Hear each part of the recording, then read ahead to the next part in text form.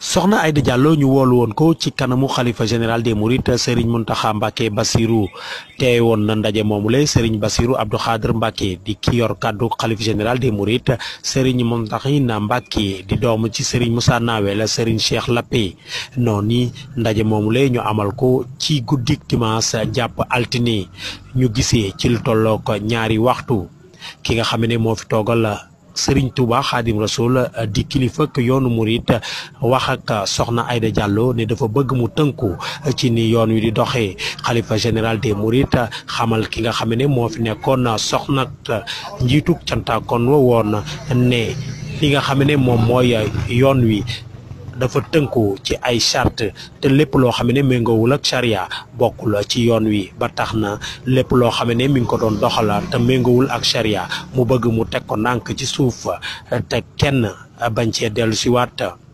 noonu ki nga xam ne moom mooy xalifa général des Mourides loolu yi mi ngi ko amal gannaaw bi nga xam ne kilifa yu bari yëkkati nañ seen kàddu ci Touba di ñaawlu li nga xam ne moom la soxna Aïda di doxal ci diggante askan wi ci biir yoonu Mouride ne day nangu njébbal di maye lu mel ne ay sëy di maye lu mel ne ay sëy ba pare day nangu njébbal di maye lu mel ne ay sëy noonu xalifa général des Mourides daal di joxe ndigal ne noonu xalifa général des Mourides jox ndigal soxna Aïda Diallo ne na ñëw tënk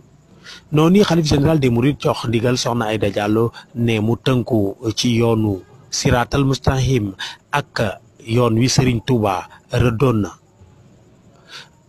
ñu ubbi suñuy bët di xool. ñu ubbi suñuy gët di xool ndax ki nga xam ne mooy soxna Aïda Diallo dina tënku ci ndigal loolu le wala day ber wala dina taxaw temm ci dëggal boppam ci yoon wi mu jël. Abdoulaye Diagne Touba Zik FM.